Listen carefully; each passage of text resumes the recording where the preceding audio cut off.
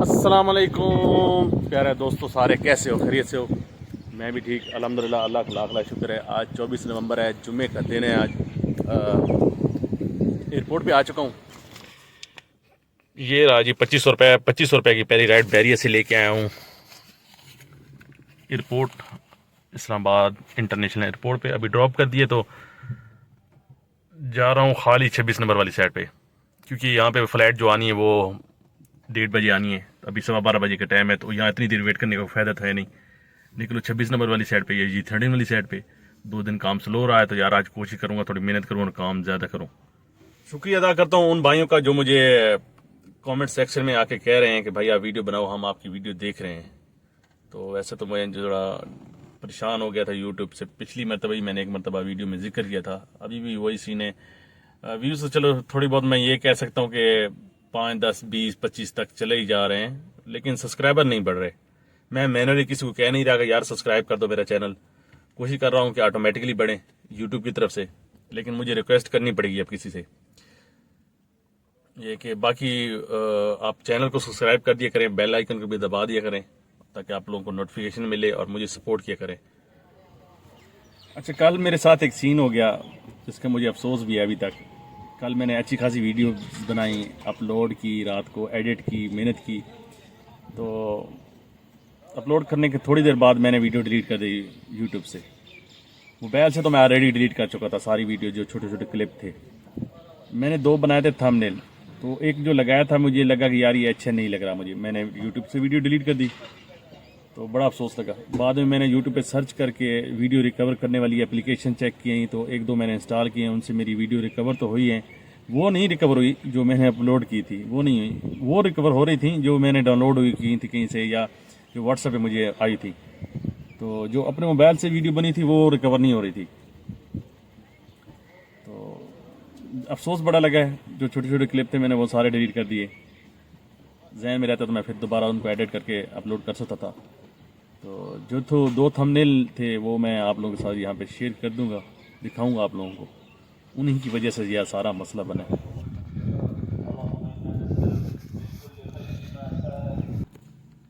ये रहा जी DHA5 gate के साथ ही राइड ड्रॉप किए। यहाँ पे DHA5 अभी बन रहा है, कंस्ट्रक्शन चल रही है सारे DHA5 में। यहाँ नेटवर्क भी मसला है, जाता हूँ DHA2 की तरफ, यहाँ से तो राइड मुश्किल है। ये रहे जी 2000 रुपये, 2000 की राइड लगी है मुझे एयरपोर्ट से। लेट्स सी DHA2 की तरफ चलते हैं जी। ये देखें जी, आल्टो की टैंक फुल हो रहा है। कितने तक टैंक फुल होता है इसका? तकरीबन मेरे अंदाजे में 6000 का पेट्रोल आना चाहिए। अभी जा रहा है।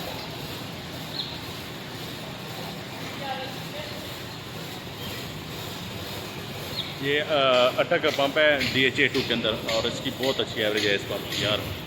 मैं जब भी आता हूँ DHA2 की राइड लेके, तो यहाँ से फ्यूल लाजमी ढुलाता हूँ। 6000 कर दें भाई।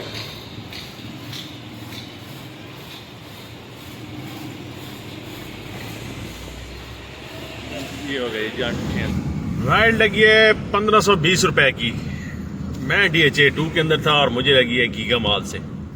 गीगा माल बार GT रोड पे है तो वो भी DHA2 का हिस्सा। तो बाहर निकलना पड़ता है तभी राइड पिक कर सकते हैं। DHA वालों के अलग ही पंगा होता है, रोज़ कोई ना कोई नया रास्ता खोल लेते हैं और पुराना बंद कर रखा होता है। एक जगह से घूम के दूसरी जगह जाना पड़ता है। अच्छा, कुछ भाई हजरात मुझसे अक्सर पूछते हैं कि यार हम इस फील्ड में आना चाहते हैं, आप क्या मशवरा दोगे, हम आएँ कि नहीं? अगर कोई अपनी गाड़ी ले सकता है, मेरान या आल्टो या कोई भी जापानी गाड़ी, तो ज़रूर आए इस काम में। पैसे हैं, थोड़ी मुश्किलात ज़रूर आती हैं स्टार्ट में, लेकिन जब तजर्बा हो जाता है, काम सीख जाते हैं, आपको महीना 1.5 महीना थोड़ा लगता है, मुश्किल ज़रूर आती है। उसके बाद आप अच्छी खासी अर्निंग कर सकते हो। आपके पास जापानी गाड़ी है, आल्टो है, तो सबसे बेस्ट ऑप्शन है ना। अगर उसके अलावा भी कोई जापानी गाड़ी है तो आप आराम से लाख रुपए से भी ज़्यादा भी कमा सकते हो। मेरान है तो मेरान की आप 50, 60, 70 हज़ार रुपये कमा सकते हो मेरान के पे भी। वो तो आपकी मेहनत पे डिपेंड है। वो ऐसे जैसे जितना गुड़ उतना मीठा, उस हिसाब वो हिसाब है। मैं अब ये गाड़ी चला रहा हूँ, मैं 50,000 रुपये मंथली इसकी पे कर रहा हूँ, तो मैं तकरीबन 40-45 तो अपने भी बचा लेता हूँ। हालांकि मैं महीने में 1 हफ्ता छुट्टी करता हूँ, 7 दिन ऑलमोस्ट। अगर मैं 7 छुट्टियाँ ना करूँ, 2 महीने बाद छुट्टी जाऊँ, या मैं 3-4 छुट्टियाँ करूँ, तो मैं इससे भी ज़्यादा पैसे कमा सकता हूँ। फिर आप इस काम में आए हो तो आपकी मेरे तजुर्बे के मुताबिक रेटिंग सबसे बेस्ट होनी चाहिए। आप अच्छा काम करो, अच्छा बिहेवियर हो, कस्टमर के साथ प्यारे अंदाज से बात करो, इखलाक से बात करो, बदतमीजी वाला रवैया ना हो आपका, आपकी रेटिंग अच्छी हो, आपको कस्टमर तरजीह देगा, फर्स्ट तरजीह आपको कस्टमर देगा। इससे बेहतर है आप जब सऊदी या दुबई कोई चले जाता है जॉब के लिए, काम के सिलसिले में आप परदेश में चले जाते हैं, आप अपने फैमिली से दूर, बीवी बच्चों भाइयों माँ बाप से दूर हैं, आप इतना खर्चा भी करके जा रहे हैं और आपकी तनख्वाह वहाँ पे 1.5 लाख रुपए या 1,60,000 है, आप 40-50 हज़ार अपना खा लेते हैं, लाख रुपए घर भेजते हैं, तो उसका मेरे हिसाब से कोई फायदा नहीं है। जितनी आपने इन्वेस्ट करनी है उधर इतनी अपनी गाड़ी लेके यहाँ पे चला सकते हो अगर आप ड्राइवर हज़ात हैं तो इतने दूर जाने का कोई फायदा नहीं है। बस ये कि अब लोग समझते हैं कि यार यहाँ पे काम करने का फायदा नहीं है, यहाँ पे अब इतनी कमाई नहीं रही। वो आपकी मेहनत पे डिपेंड है, सारा कुछ आपकी मेहनत पे डिपेंड है। आप यहाँ पे भी रह के काम कर सकते हो, थोड़े 4 पैसे कम सही, लेकिन यहाँ पे भी अर्निंग है अच्छी खासी इस फील्ड में, इन ड्राइवर क्रीम वाली में। बाकी तो काम का मुझे नहीं पता, आपको बेहतर। थोड़ी देर पहले मुझे यहाँ पे एक लोकल राइड लगी थी 300 रुपये में सिविक सेंटर की रेस से। आंटी थी और उसके साथ एक छोटा सा बच्चा था, वो बेचारी घबराई हुई थी, उसे तो कुछ नहीं पता था सिविक सेंटर क्या, कहाँ पे है, क्या चीज़ है, ये रेस को, ये कौन सी जगह है। तो वो कह रही थी मेरा घर फैजाबाद वाली साइड पे है। उसको किसी लड़की की कॉल आई है कि आपकी बेटी सिविक सेंटर में KFC के साथ है, वहाँ से ले जाएं। अब वो आंटी मुझे बाजार ये बता रही थी, लेकिन वो जितनी घबराई हुई थी बात कुछ और थी, वो मुझे सही बात नहीं बता रही थी। वो अपने जो छोटा बेटा था तो बच्चे पे के चेहरे पे बार बार कपड़ा डाल रही थी कि कोई देख ना ले। ऐसा नहीं थी कि वो बीमार था, बच्चा ठीक ठाक था, वो इसलिए डाल रही थी कि कोई देख ना ले, कुछ तो मसला गड़बड़ था, लेकिन मुझे सही बता नहीं रही थी। तो उसको फिर उसने अपनी बेटी ने कॉल की, तो उसकी बेटी ने कहा मैं तो ठीक हूँ, मेरे साथ तो कोई मसला नहीं है, मैं तो फलां जिसके साथ लड़की के साथ गई हूँ उसके साथ ही हूँ। तो वो बता रही थी कि वो जिसके साथ गई हुई थी वो उसकी कज़न है और वो कहीं जॉब करती है, उसके साथ मेरी बेटी गई हुई है। मुझे कहती है तो ठीक है, तो किसी ने मुझे डराया वैसे भी। तो अब जिसने उसको कॉल की थी उसे कॉल करी थी, वो कॉल नहीं उठा रही थी, वो लड़की जिसने इसे धमकाया था, जिसने कहा अपनी बेटी को ले जाओ। तो फिर इसकी बेटी भी बाद में कॉल ना उठाए, एक ही मतलब उसने बात की फलां जगह पे आ जाओ, तो मैं उधर ही आ जाती हूँ। इसकी बेटी भी आधा घंटा कॉल ना उठाए, कॉल करते रहे, ये भी करती रही, मैंने भी कॉल की, वो मुझे मेरी गाड़ी में बैटरी कभी किधर घुमाए कभी किधर घुमाए, मैं भी परेशान ना। तो मुझे वो बेचारी आंटी थी, तो मैं अब उसे ऐसा तो नहीं कह सकता उतर जाए आप, क्योंकि उसका एरिया भी नहीं था, ये जगह भी उसकी नहीं थी, फैजाबाद उसका घर था। तो बेटी कॉल तक वेट करती रही, मैं ही बैठ रहा पाबंद हो गए। उसकी फिर बेटी की कॉल आई काफ़ी देर बाद, तो वहाँ पे उसे मैंने ड्रॉप किया, वो भी इधर बैरिया में थी लोकेशन। अल्लाह जानता है उनकी बेटी जॉब करती है, अपनी कज़न के साथ क्या करने गई क्या करने नहीं गई। वहाँ से मैंने सिर्फ 500 रुपये लिया उनसे, मैंने कहा ज़्यादा नहीं लेता, क्योंकि मुझे इतने अभी नहीं लग रहे थे, गरीब ही लग रहे थे। ये सीन है।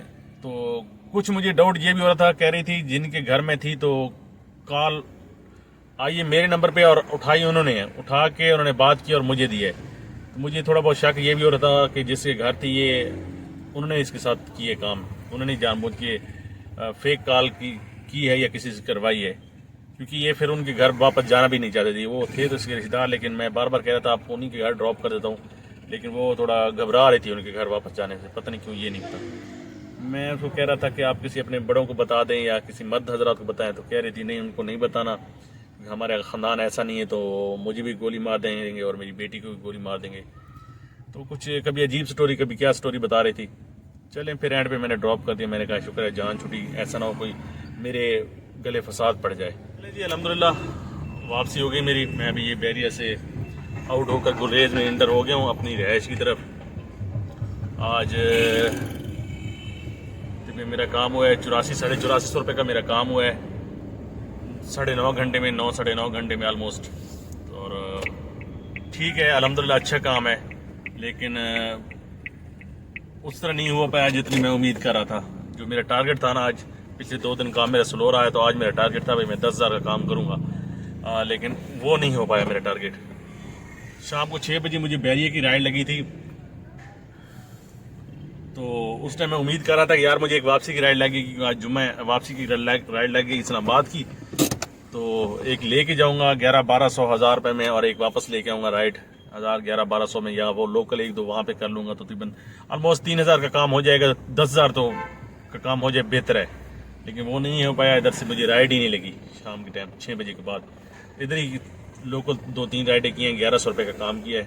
तो अभी कमरे की तरफ जाता हूँ, जहाँ पे मैं गाड़ी खड़ी करता हूँ वहाँ पे 2 गाड़ियाँ खड़ी हैं ऑलरेडी, और उन्होंने ऐसी तरतीब से लगाई हुई है कि मेरी गाड़ी की जगह ही नहीं है, लगे जगह 4 गाड़ियों की बनती है, उन्होंने गलत तरतीब बनाई है।